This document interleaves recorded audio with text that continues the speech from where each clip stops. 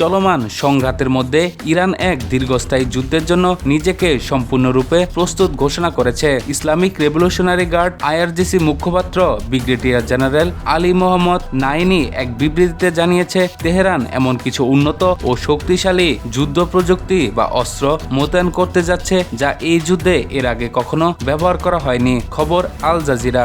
বিবৃতিতে জেনারেল নাইনি বলেন, আসন্ন আক্রমণগুলোতে শত্রুদের জন্য বেদনাদায়ক আঘাত অপেক্ষা করছে। তিনি বলেন, গত বছর আমেরিকা ও ইসরায়েলের সঙ্গে হওয়া 12 দিনের যুদ্ধের তুলনায় ইরান এখন অনেক বেশি সুসংগঠিত। চলমান এই সংঘাতকে পবিত্র ও বৈধ যুদ্ধ হিসেবে অভিহিত করতে গিয়ে তিনি বলেন, নতুন প্রযুক্তি ও অস্ত্র আসার পথে রয়েছে যা এখন বৃহৎ পরিসরে ব্যবহার করা হয়নি।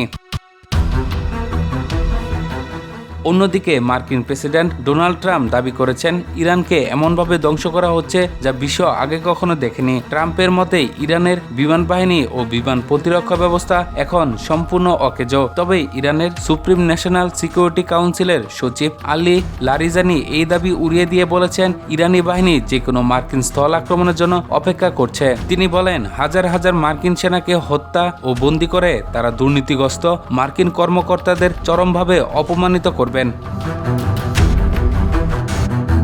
শনিবার থেকে শুরু হওয়া মার্কিন যুক্তরাষ্ট্র ইসরায়েলি হামলায় ইরানের নিহতের সংখ্যা বেড়ে দাঁড়িয়েছে 1000-এরও বেশি। রাজধানী তেহরানের দক্ষিণ পশ্চিমে পারান্ড শহরের 2টি স্কুলেও ক্ষেপণাস্ত্র হামলার শিকার হয়েছে। যুদ্ধের পরিধি এখন গোটা মধ্যপ্রাচ্যে ছড়িয়ে পড়েছে। ইরান, সংযুক্ত আরব আমিরাত, কাতার ও বাহরাইনের মতো উপসাগরীয় দেশগুলোকে লক্ষ্যবস্তু করছে। অন্যদিকে বৃহস্পতিবার গভীর রাতে ইসরায়েলের বাণিজ্যিক কেন্দ্র তেল আবিবে বড় ধরনের যৌথ ড্রোন ও ক্ষেপণাস্ত্র হামলা চালিয়েছে ইরান ও তার মিত্ররা।